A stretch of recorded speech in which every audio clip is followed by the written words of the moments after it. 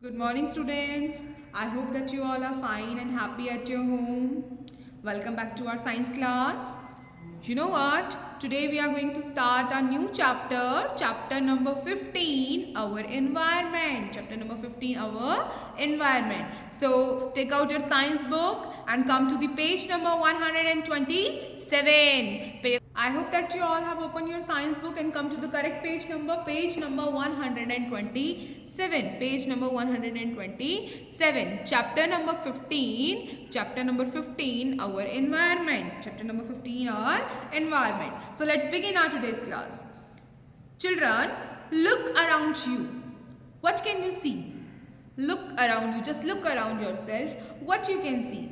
You can see water, plants, animals, people, soil and sunlight, right? You know what? All these things around us together and form our environment right?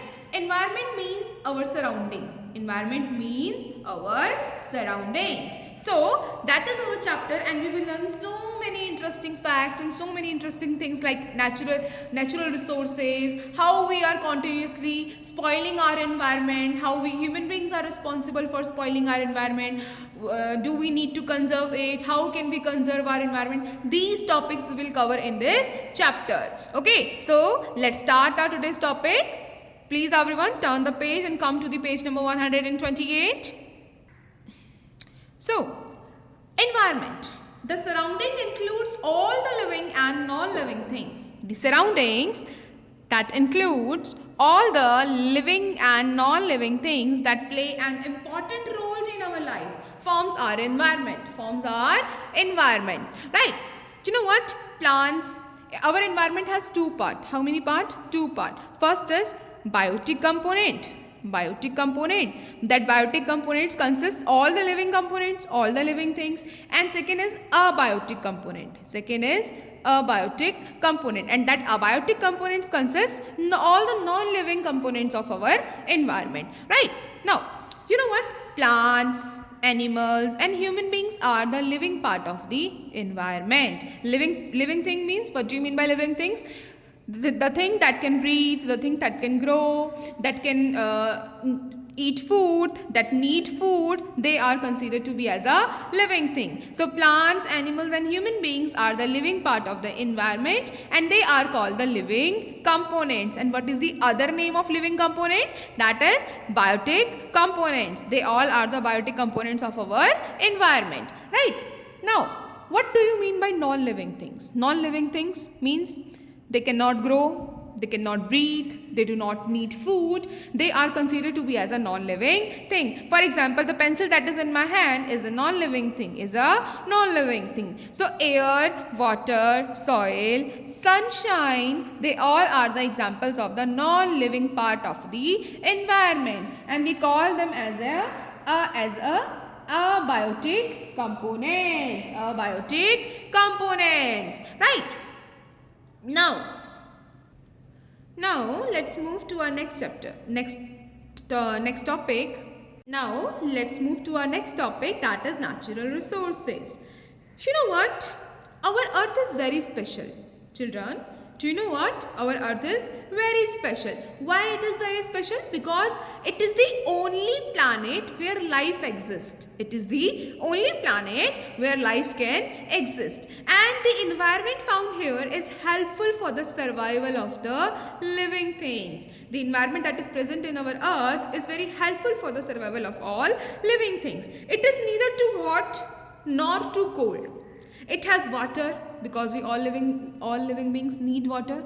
Right now, we all need air to breathe. So it has water and air that supports the life on the earth. Life on the earth. Right? Now, green fields, dense forests, flowing rivers, seas and oceans are found here on the earth. All these things provide suitable condition for all living things. Now, you know what? Plants and animals provide us food. How do we get our food? We get our food from the plants or the animals. Right? We get wood and medicinal herbs from forest and mountains. We are also depends on the plant for getting our wood. What we will do with the wood? We can make the furniture. We can make so many things for our daily uses by using the wood. We get medicinal herbs from the forest or the mountains. We get the medicinal herbs from the forest or from the mountains. And you know what? Even we are using the material that is present under the surface of the earth. There are so many things that are found under the surface of the earth that help us in many ways. For example, minerals like coal, petroleum, gold. We use gold so that we can make the ornaments. We use them so that we can make the jewelries, right? Ornaments means jewelries. Iron, copper, they are obtained from the deep core of the earth. From where do we get these minerals? We get them from the deep core of the earth, right? Now, 3/4 of the earth is covered with water.